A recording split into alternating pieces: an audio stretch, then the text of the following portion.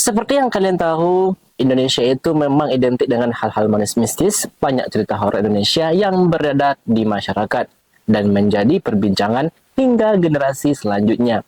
Mulai dari urban legend, mitos, klinik, dan masih banyak cerita-cerita seram yang lainnya. Jadi jangan heran ya kalau ada banyak cerita seram yang bisa kalian temui di Indonesia. Uniknya, setiap daerah yang ada di Indonesia ini memiliki cerita horor sendiri. Hal ini terbukti dengan adanya berbagai macam hantu yang berasal dari daerah tertentu dan sudah diceritakan secara turun-temurun. Di sini kita akan menceritakan beberapa cerita horor Indonesia yang sudah menjadi legenda dan juga cerita yang pernah viral pada masanya. Apakah kalian sudah siap? So, mari kita simak video ini sampai selesai. Jangan lupa like, komen, dan subscribe channel ini. Tak perlu berlama-lama, sekarang kita masuk ke ceritanya.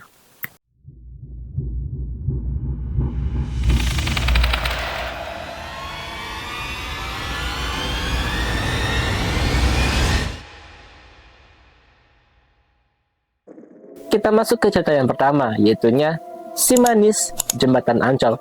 Siapa sih yang nggak tahu dengan cerita ini? Bagi kamu yang besar di tahun 90-an, ya tidak akan asing lagi mendengarkan cerita sesosok wanita muda yang ditemukan tewas di kawasan Ancol. Legenda masyarakat Jakarta itu bahkan beberapa kali diangkat menjadi sebuah film. Ada dua versi cerita yang berkembang mengenai kemunculan si manis Jembatan Ancol itu. Versi yang pertama yaitunya menceritakan gadis yang bernama Mariam yang tinggal bersama ibunya di rumah seorang saudagar kaya. Saudagar tersebut jatuh cinta dengan kecantikan dan kemanisannya. Namun Mariam ini menolak dan melarikan diri.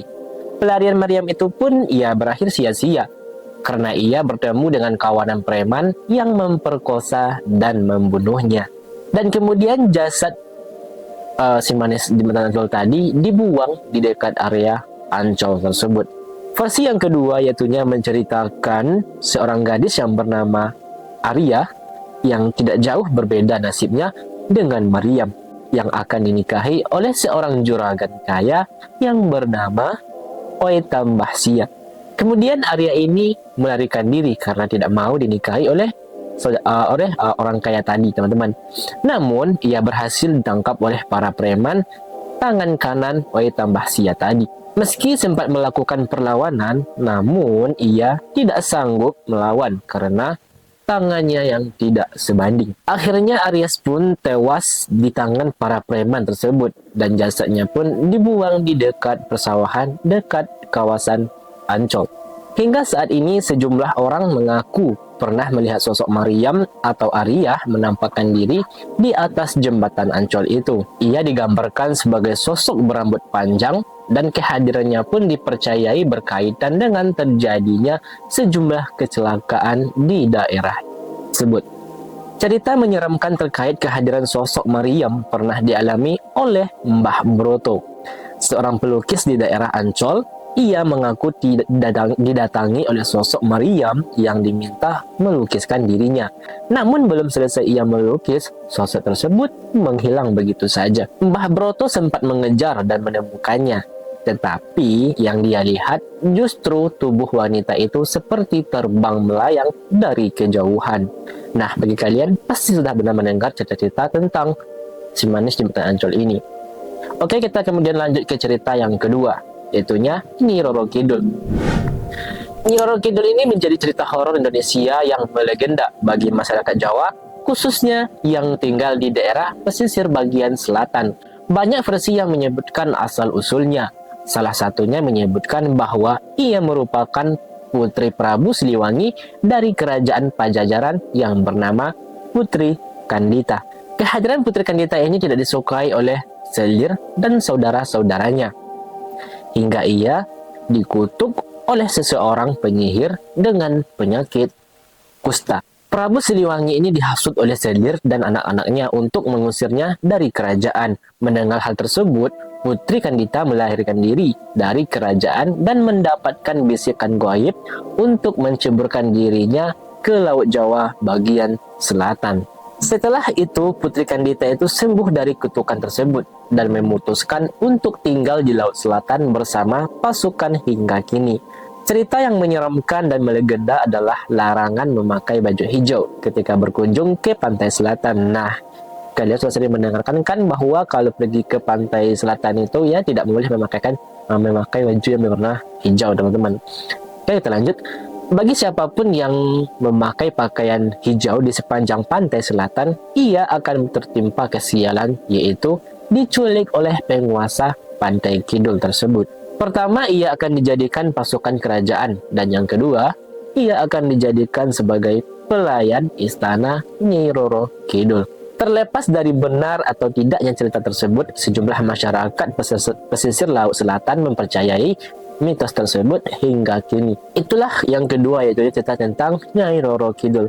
Kemudian kita lanjut ke cerita yang ketiga, yaitunya pasar hantu di Gunung Lawu. Wow. Mendaki merupakan kegiatan yang menyenangkan. Namun, apa jadinya jika hal tersebut menjadi cerita yang menyeramkan?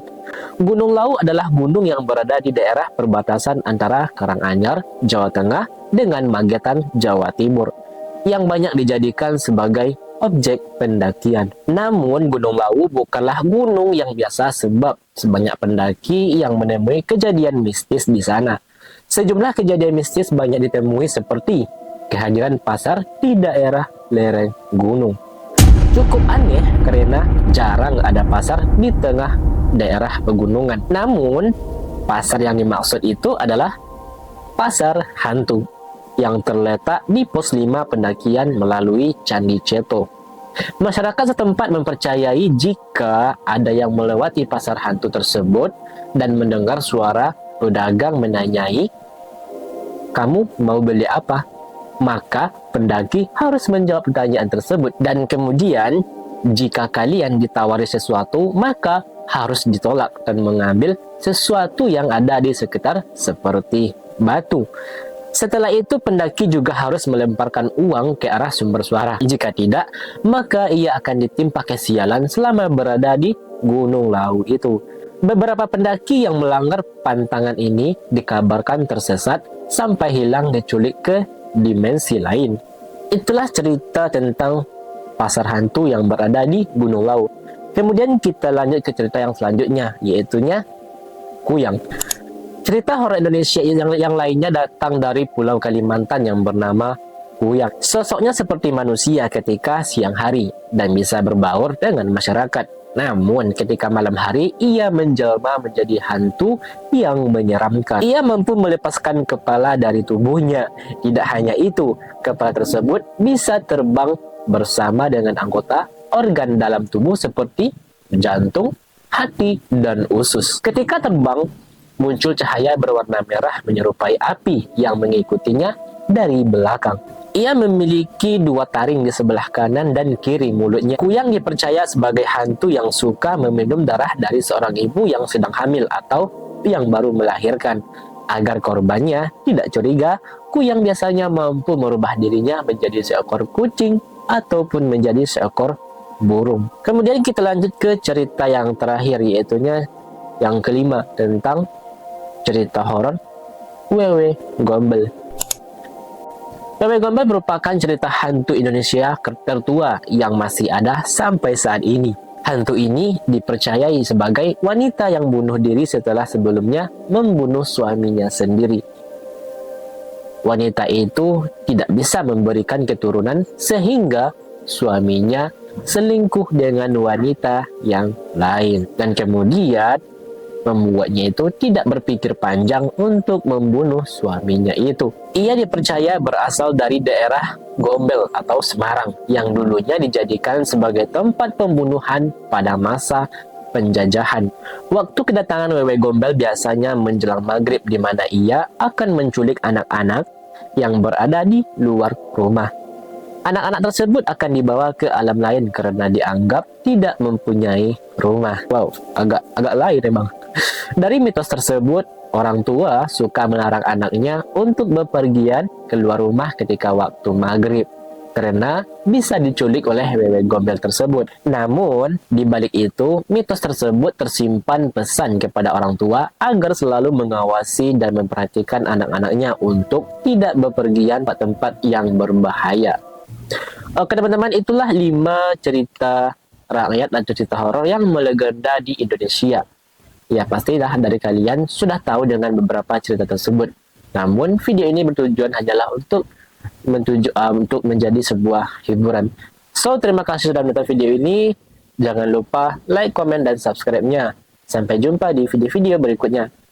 Bagi kalian yang mempunyai cerita horor atau cerita mistis, kalian bisa komen di bawah atau langsung DM ke email aku yang ada di deskripsi. See you the next time di video. Dadah.